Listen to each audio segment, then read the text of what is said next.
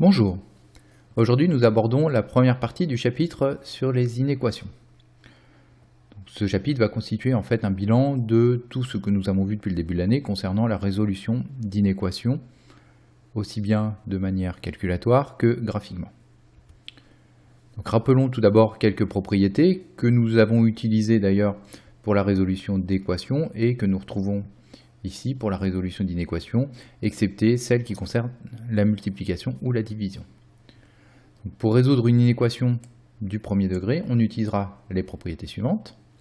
Ajouter ou retrancher un même nombre aux deux membres d'une inéquation permet d'obtenir une inéquation équivalente. Donc, de la même manière que pour une équation, on retranchait ou on ajoutait de chaque côté, c'est-à-dire dans chaque membre, le même nombre, on obtenait une équation équivalente.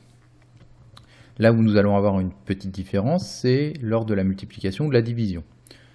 Donc, en effet, multiplier ou diviser un même nombre strictement positif aux deux membres d'une inéquation permet d'obtenir une inéquation équivalente, donc là, pas de changement.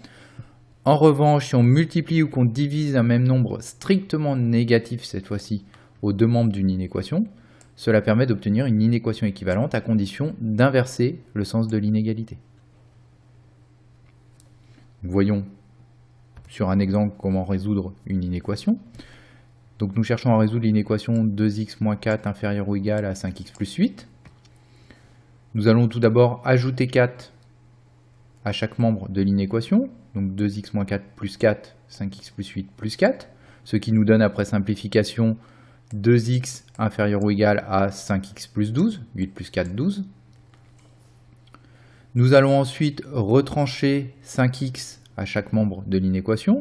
Donc nous obtenons 2x moins 5x inférieur ou égal à 5x plus 12 moins 5x, c'est-à-dire après simplification, moins 3x, 2 moins 5 nous donne moins 3, et 5x moins 5x égale 0, il nous reste donc 12 dans le membre de droite.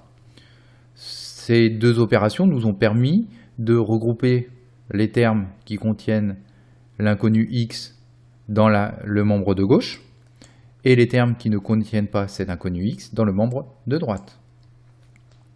Il va suffire ensuite de diviser par moins 3 pour obtenir les valeurs de x qui sont solutions de l'inéquation. Donc en divisant par moins 3, attention, cette fois-ci nous utilisons la deuxième partie de cette propriété, c'est-à-dire nous allons diviser par un nombre strictement négatif, qui est moins 3. Donc en divisant par un nombre strictement négatif, on obtiendra une inéquation équivalente à condition d'inverser le sens de l'inégalité. Donc notre inférieur ou égal va devenir supérieur ou égal. Nous obtenons donc x supérieur ou égal à 12 divisé par moins 3, c'est-à-dire moins 4. Donc l'ensemble des solutions de l'inéquation, ce sont tous les nombres supérieurs ou égaux à moins 4, c'est-à-dire l'intervalle moins 4 plus l'infini.